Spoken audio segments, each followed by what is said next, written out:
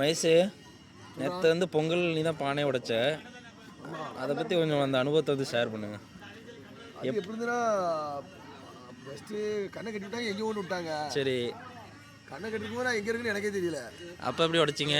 அப்புறம் அப்படியே ஒரு அதாவது நேர் தெருல ஒன்று இருக்காங்க, உங்கள் தெருல ஒன்று விட்டாங்க. எனக்கு அந்த தெருல எங்கே நிற்கவே தெரில. சௌரி எனக்கு பிடிவிட்ட சோறா தெரில. ஒரு கூட்டு போக்கில் சௌரி எங்கேயுமே முடியுதுன்னு சொல்லி போயிட்டே இருந்தேன். லாஸ்ட்டில் போனேன் சீதாஜி பாட்டி அந்த செடி வளர்த்த இடம் இருந்துச்சு, கருவேப்பிலை வாசனை. இப்போ யாராவது கருத்து அடிக்கிறமாக்க ஐயோ கருவேப்பிலை மரம். ஓ, அந்த வாசனையை வச்சு நீங்கள் பிடிச்சி போயிட்டீங்க.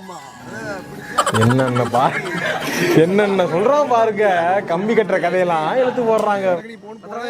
அப்படியே அந்த கேட்டேன். அப்புறம் எனக்கு நம்பிக்கை வந்துச்சு, இன்னும் நம்ம அடிச்சிடலாம் அப்படி. ஆனா என்ன அப்படின்னா எனக்கு முன்னாடி சைசனை கட்டினா அவனும் அதை கனெக்ட் பண்ணி கரெக்டாக போனான். ஆனால் திசை மாதிரி போயிட்டான். சரி, நமக்கு ஒரு பயம், நம்ம கரெக்டாக போயிருவோமா இல்லை, ஏன்னா கண்ணை கட்டுக்கு எந்த திசையில் போகிறோம் எப்படி போகிறோம் தெரியாது. அப்புறம் எப்படி உடைச்சிங்க? அது கருவேப்பிலை ஸ்மெல்ல வச்சு அடிச்சிருக்கீங்க.